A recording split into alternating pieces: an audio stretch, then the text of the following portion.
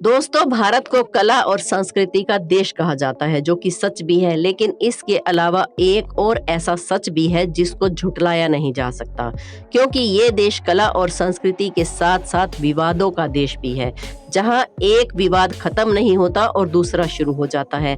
पर हमारे देश में एक ऐसा मसला भी है जो लगभग अब खत्म हो चुका है, लेकिन उसके खत्म होते होते पूरे देश में तहलका मच गया था, और वो कोई और नहीं बल्कि विवादित जमीन का मसला है।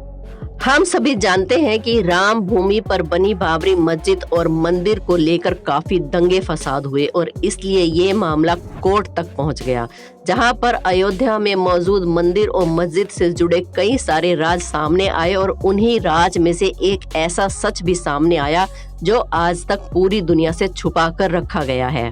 अब वो राज क्या है, ये जानने के लिए इसी तरह वीडियो में अंत तक बने रहिए हमारे साथ, और हमारे चैनल अनोखी दुनिया को सब्सक्राइब कर लें और बेल आइकन को प्रेस करना बिल्कुल भी ना भूलें।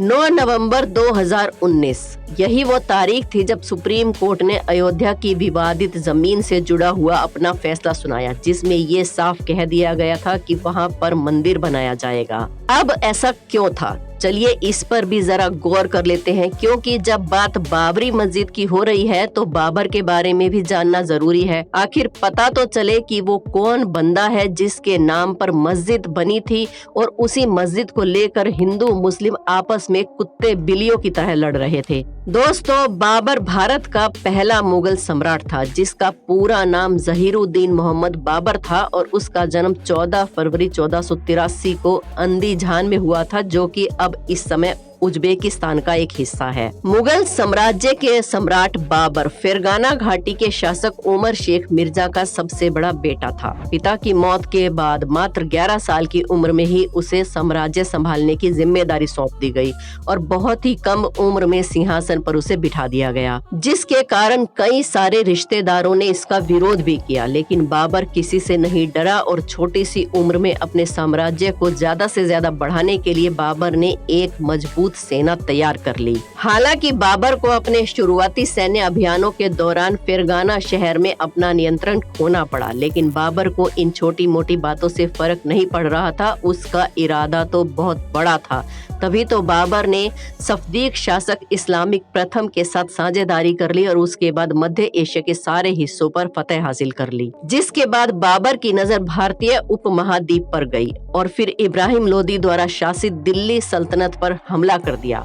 साल 1526 में पानीपत की पहली लड़ाई में इब्राहिम लोदी को हरा दिया, और इसके साथ ही भारत में मुगल साम्राज्य की शुरुआत हुई। इसके बाद इन्हें जल्दी ही मेवाड़ के राणा सांगा का सामना करना पड़ा, जिन्होंने बाबर को एक विदेशी के तौर पर चुनौती दी। लेकिन फिर बाबर ने खानवा की लड़ाई में राणा सांगा को भी हरा दिया। बाबर आक्रमणकारी हो या विजेता, हम बाबर को कुछ भी समझे, लेकिन इससे जुड़ी हुई सही जानकारी लोगों के पास आज तक नहीं है। तभी तो मुगल सम्राटों में अकबर और ताजमहल बनाने वाले शहंशाह का नाम सबसे सफल मुगल सम्राटों में लिया जाता है। लोगों को यही लगता है कि यही तो ऐसे मुगल सम्राट थे जिन्होंने अपने आप से हटकर दूसरों के लिए चीजें की, और बाबर से तो लोग इसलिए इतना ज्यादा चिढ़ते हैं क्योंकि उन्हें लगता है कि बाबर ने ही मंदिर को तोड़कर बाबरी मस्जिद बनाई थी।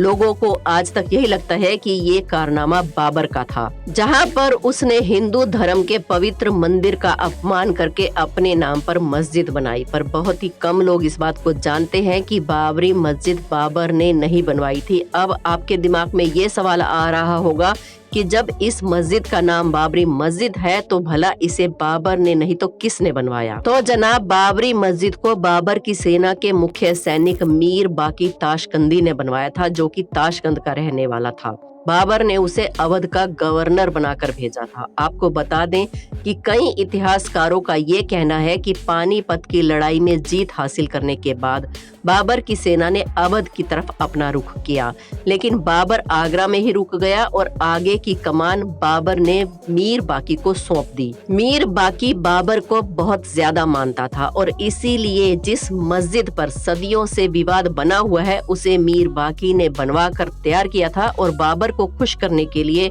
उसने मस्जिद का नाम बाबरी मस्जिद रख दिया था। अब बहुत से लोगों का ऐसा मानना है कि बाबरी मस्जिद को बाबर के आदेश पर ही बनवाया गया था, पर दोस्तों इतिहास के पन्नों को अगर खंगाल कर देखा जाए तो ये बात हर तरह से सामने आती है कि बाबर का मस्जिद को बनाने में फिजिकली कोई भी रोल नहीं था।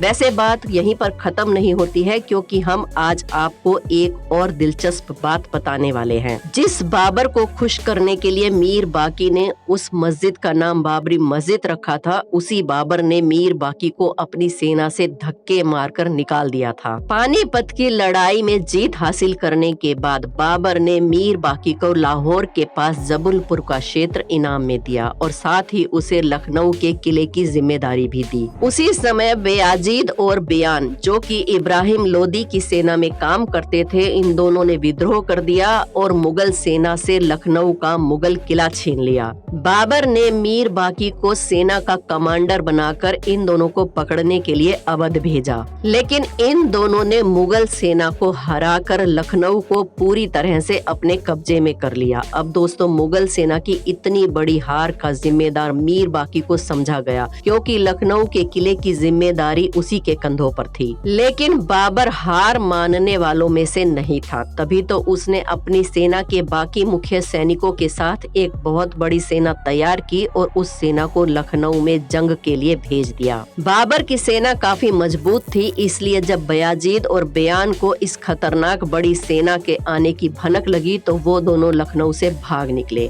ऐसे में बादशाह बाबर ये समझ गए कि बयाजीद और बयान को हराना इतना मुश्किल नहीं था। अगर ऐसा कुछ होता तो ये दोनों डर कर न भागते। इसलिए बाबर को ऐसा लगा कि कुछ समय तक उनके हाथ से जो अवध की सत्ता चली गई थी उसका जिम्मेदार और कोई नहीं बल्कि मीर बाकी है, जिसकी वजह से बादशाह बाबर उससे बहुत ज्यादा नाराज हो गए और इसी वजह से 13 जून 1529 को बाबर ने मीर बाकी को बुलावा भेजा और 20 जून 1529 को बादशाह ने मीर बाकी को अपनी सेना से निकाल दिया। न सिर्फ मीर बाकी को ही बल्कि जिस सेना का वो नेतृत्व करता था उसे भी निकाल दिया। अब तो आप समझ ही गए होंगे कि जिस बाबरी मस्जिद को लेकर इतना बड़ा विवाद हुआ उसे बनाने वाला खुद ही बाबर के गुस्से का शिकार हो गया।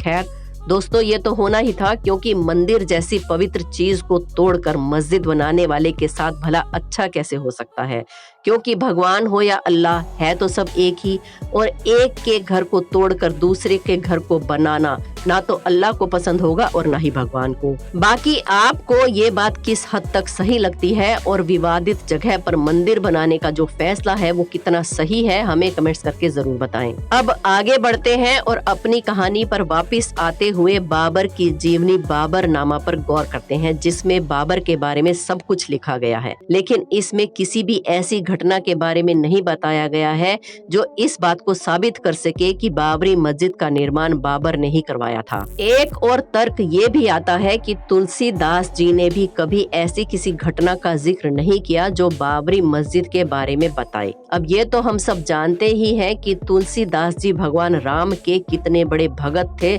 और उन्होंने अपना पूरा जीवन उनको ही समर्पित कर दिया था। उन्होंने जो भी लिखा सिर्फ राम के नाम पर ही लिखा। ऐसे में उनके लेख में कहीं भी बाबरी मस्जिद से जुड़ी किसी भी बात का जिक्र नहीं है, वरना तुलसीदास भगवान राम से जुड़ी इस महत्वपूर्ण चीज के बारे में जरूर लिखते। इसके बाद 6 दिसंबर 1992 की तारीख भी हमेशा हमेशा के लिए इतिहास के पन्नों में दर्ज हो गई, जब हजारों की संख्या में सेवकों ने अयोध्या पहुंचकर बाबरी मस्जिद को गिरा दिया। इसके बाद पूरे देश में इस बात को लेकर दंगे फसाद हो गए और 2000 से भी ज्यादा लोगों ने अपनी जान गंवा दी। मुस्लिम धर्म के लोग चाहते थे कि वहां पर मस्जिद बने और हिंदू धर्म के लोग चाहते थे कि वहां पर मंदिर बने। इस बात को लेकर सुप्रीम कोर्ट में काफी लंबे समय तक लड़ाई भी चली और बाद में सुप्रीम कोर्ट ने विवादित जमीन पर राम मंदिर बनाने का फैसला दिया, जिस पर काम भी शुरू हो चुका है और अब मंदिर भी बनकर तैयार होने वाला है। दोस्तों हमारा मंदिर या मस्जिद से कोई लेना देना नहीं है और ना ही हम अपने इस वीडियो के माध्यम से किसी भी धर्म को ठेस पहुंचाना चाहते हैं। हमारी कोशिश तो सिर्फ ये है कि इस वीडियो के जरिए हम आप लोगों को अयोध्या की विवादित जमीन के बारे में सही जानकारी दे सकें। बस इतनी सी ही हमारी कोशिश थी। उम्मीद है आपको हमारी ये कोशिश पसंद आई होगी। वीडियो को एक लाइक जरूर करें, हमारे चैनल अनोखी दुनिया को सब्सक्राइब कर लें और बेल आइकन को प्रेस करना बिल्कुल ना भूलें। धन्यवाद।